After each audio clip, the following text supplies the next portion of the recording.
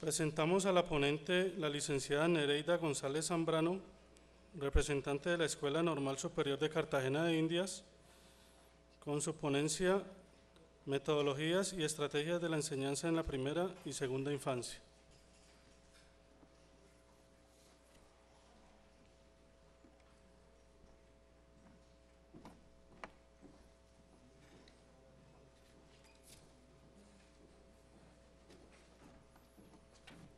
Muy buenos días. Espero ser sucinta en la presentación de la ponencia. Con la venia de ustedes, pues voy a hacer una lectura y la presentación de la misma. Mi ponencia la he titulado Metodologías y estrategias de enseñanza para la primera y segunda infancia. Esta ponencia tiene como propósito presentar, en primer lugar, un análisis, sin ser muy exhaustiva en la presentación de mis ideas y reflexiones, de cómo ha sido el trasegar de lo que se ha entendido por unos conceptos claves que hemos aprendido, lo que es metodología, estrategias, enseñanza, aprendizajes y didáctica. Y cómo estos conceptos nos han permitido a nosotros los maestros, especialmente de primera y segunda infancia, dinamizarlos en el aula de clase. Y un segundo aspecto, voy a reflexionar sobre las principales teorías que algunos autores que ya conocemos todos, a partir de los modelos pedagógicos que estos autores plantean, presentar algunas sugerencias, porque no es presentar como una especie de recetas, sino como unas sugerencias de cómo nosotros los maestros podemos desarrollar un buen proceso de enseñanza en el aula de clase y, lógicamente, los aprendizajes que puedan tener los niños. Bueno, inicialmente, un acercamiento a estos conceptos, comienzo diciéndoles que es posible pensar que como la educación para la primera y segunda infancia se ha llevado a cabo en todo el mundo desde hace muchos tiempos, sería sencillo darle respuesta a la cuestión de una metodología apropiada para la enseñanza.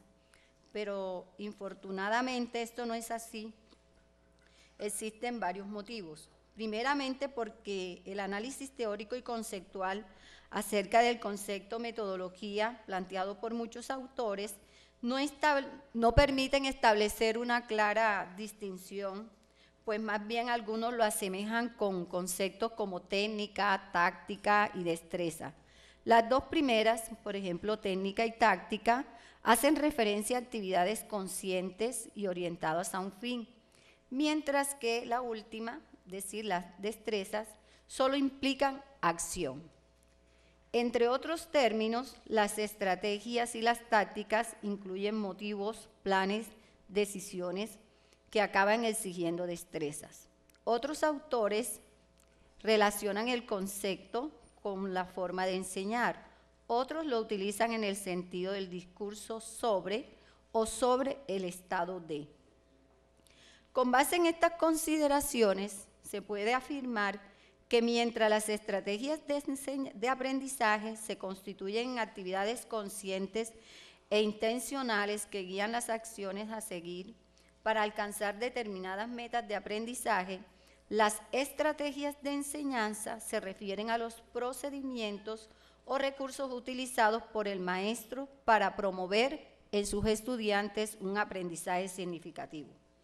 Significa entonces, metodología se puede entender como el conjunto de criterios y decisiones que organizan de forma global la acción didáctica en el aula, el papel que juegan los niños y sus maestros, la utilización de los medios y los recursos, los tipos de actividades, la organización de los tiempos y los espacios, los agrupamientos, la secuenciación y el tipo de tareas, entre otros aspectos. Ante la situación planteada y sin perder de vista que para poder orientar una buena enseñanza es necesario contar con unas estrategias que faciliten el aprendizaje en los niños y niñas de la primera y segunda infancia. Estas, es decir, las estrategias, son entendidas como una instrucción planificada para fomentar el aprendizaje de acuerdo con el postulado de Ausubel. De igual forma, se entiende cómo los modos de proceder y los estilos de trabajo que utiliza el maestro para alcanzar sus propósitos. Estos propósitos son los que se esperan que nuestros estudiantes alcancen mediante la implementación de las estrategias. Las estrategias son las que designan los medios principales para que el niño alcance sus aprendizajes y la formación definida en los propósitos trazados por los maestros. Por tanto, las estrategias deben ser adecuadas a las necesidades formativas de los niños. Es decir, hay que tener en cuenta el contexto donde éste se desarrolla. Es de vital importancia entonces considerar que la enseñanza ocupa un lugar preponderante, tal como lo señala Lewin en el año de 1996. Este es el punto de partida de la didáctica. El doctor Armando Zambrano Leal, citando a Jean Usaye, dice, abro comillas, la enseñanza es vista como un proceso pedagógico en la que interviene un profesor con sus saberes y conocimientos, un estudiante con sus representaciones y actitudes. El juego de la relación entre alumno y profesor está mediada por múltiples situaciones: disposición, saber, representaciones, actitud, gestos, poder, entre otros. Este proceso es rico en sus manifestaciones, refleja la realidad del aula de clase y evidencia las tensiones que subyacen en las luchas entre sujetos. Esta perspectiva corresponde con la concepción pedagógica si por ella entendemos el conjunto de discursos que explican, comprenden o interpretan dichas relaciones. Tales prácticas tienen lugar en las disciplinas y en las facultades. Cierro comillas, Armando Zambrano Leal, en el año 2007.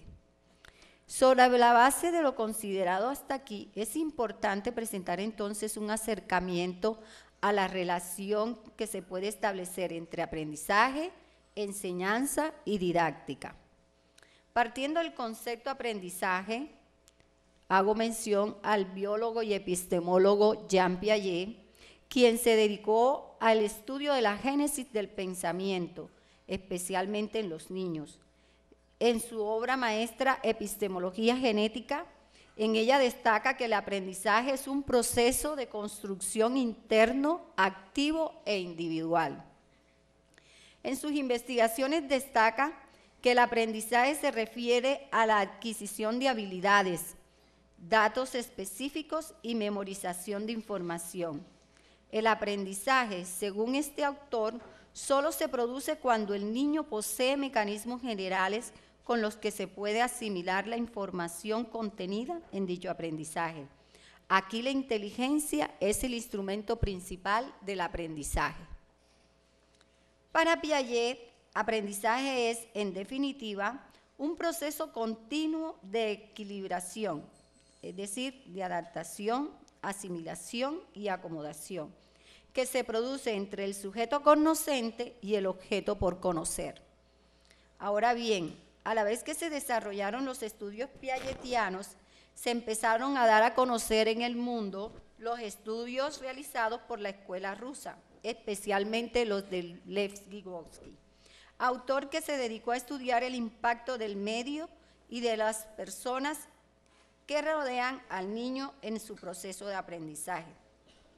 De allí se desarrolló su teoría, abro comillas, origen social en la mente. El concepto básico aportado por Lev Vygotsky es el de zona de desarrollo próximo. Según este autor, cada niño es capaz de aprender una serie de conocimientos que tienen que ver con el desarrollo, pero existen otros fuera de su alcance que pueden ser asimilados con la ayuda de un adulto o por niños de su misma edad, pero más aventajados. Esta distancia entre lo que el estudiante puede aprender por sí mismo y lo que puede aprender con ayuda es lo que él ha denominado zona de desarrollo próximo. Este concepto es de gran interés, ya que define una zona donde el maestro es de especial incidencia.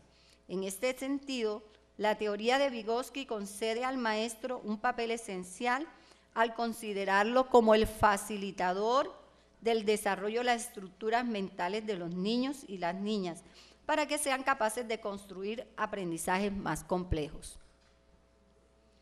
Vygotsky propone también la idea de la doble formación. ¿Qué se puede entender por doble formación?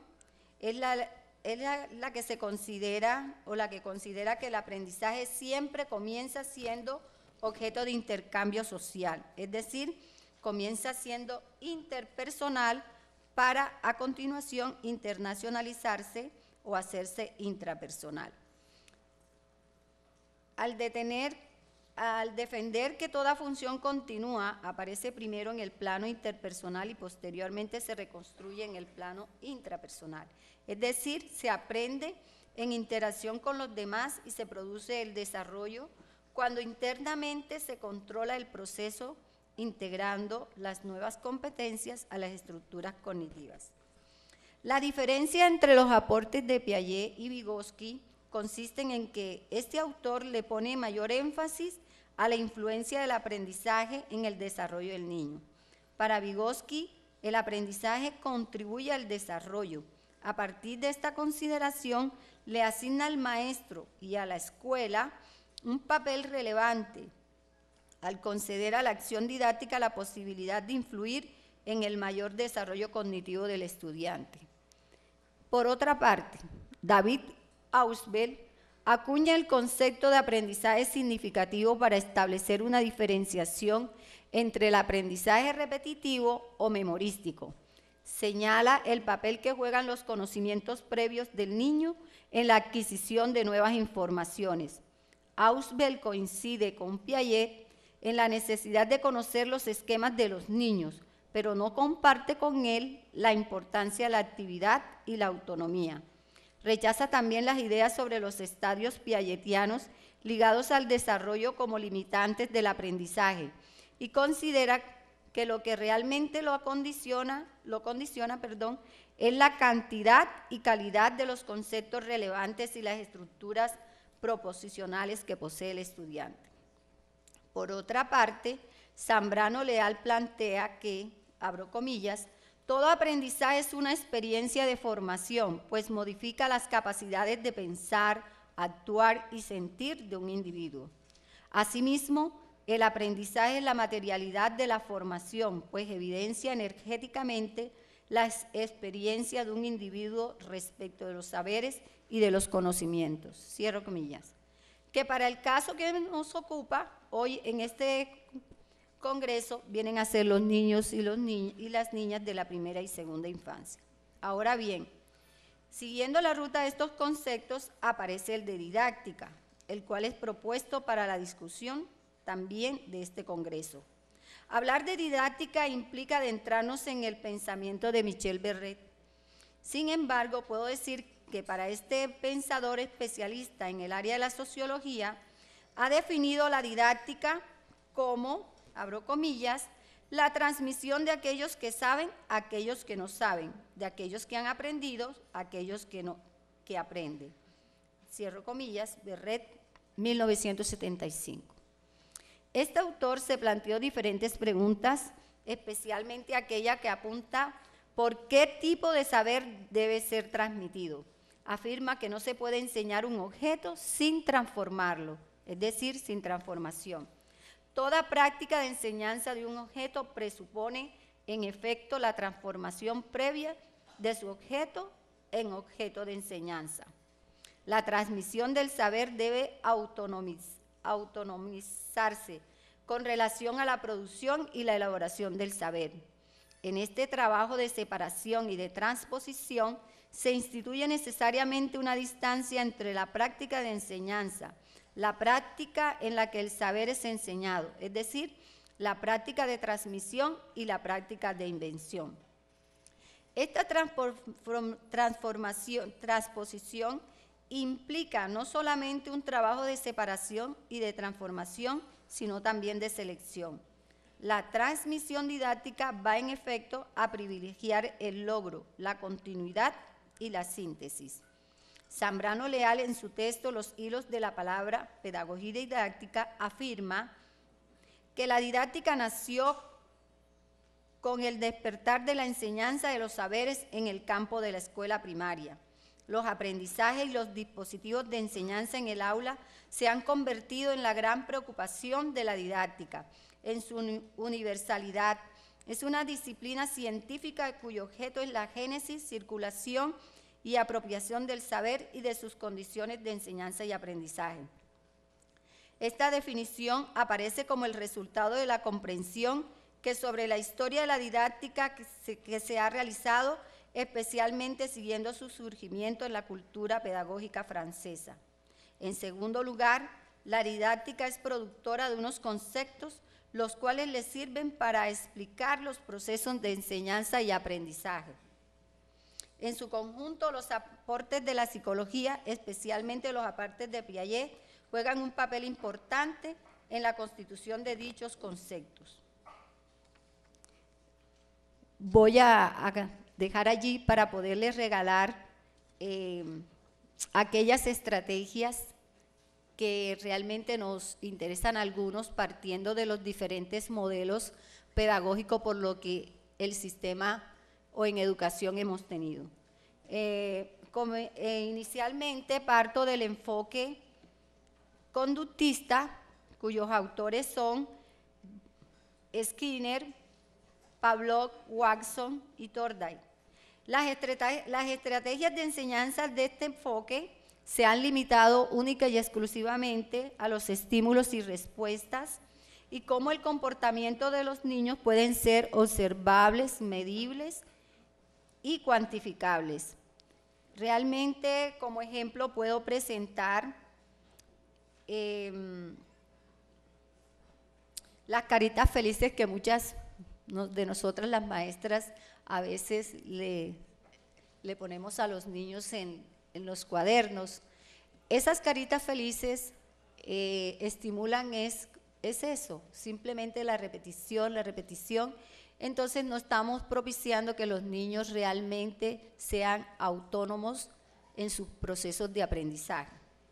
En el enfoque humanista, dice que el maestro está encargado de fomentar el aprendizaje significativo, tomando las teorías de David Ausubel, el cual promueve una educación basada en el desarrollo de una conciencia ética, altruista y social. Su aplicación en la educación se refiere al desarrollo integral personal, buscando la autorrealización de cada niño. El maestro debe centrar su metodología en el aprendizaje vivencial y la autoevaluación, para posibilitar entonces en ellos la autocrítica y la autoconfianza. Como ejemplo, puedo señalar aquellos niños que ya son capaces de solucionar de manera creativa y toman sus propias decisiones, rechazan de manera contundente posiciones autoritarias y egocéntricas. En el enfoque cognitivista, cuyos autores destaco a Maslow, a Carl Rogers, Erich Fromm y a Erikson Kohlberg, ellos dicen que el aprendizaje se concibe fundamentalmente en enseñarle a los niños habilidades de aprender y aprender a pensar de forma eficiente, independiente del contexto instruccional.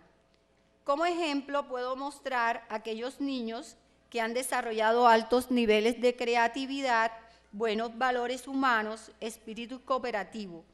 Estos niños poseen grandes iniciativas, son únicos, son independientes, poseen grandes potencialidades y valores particulares. Del enfoque cognitivista, destaco a Jean Piaget, a John Dewey y a Lev Vygotsky, a Brunner, a Ausubel, a Novak, a Alexander Luria y a Howard Gardner. Este enfoque propone usar unas estrategias más dinámicas, donde los programas de entrenamiento de estrategias de aprendizaje, los programas de enseñar a pensar, los sistemas de expertos y de tutorías inteligentes, entre otras. El papel del maestro debe ser aquí de ser un guía de manera efectiva, proveer conocimientos, habilidades cognitivas, metacognitivas y autorreguladoras. Y su fin es motivar en el niño a que sea un sujeto activo, procesador de información a partir de estrategias para aprender a solucionar problemas. En este enfoque, el maestro se convierte en un mediador de esos procesos de aprendizaje. Bueno, en el modelo constructivista, el niño debe aprender todo aquello nuevo, lo incorpora y construye nuevos saberes, nuevas experiencias, especialmente teniendo un contacto directo con el ámbito social. Me quedo corta en todo lo que podría compartir con ustedes y les doy las gracias por la escucha.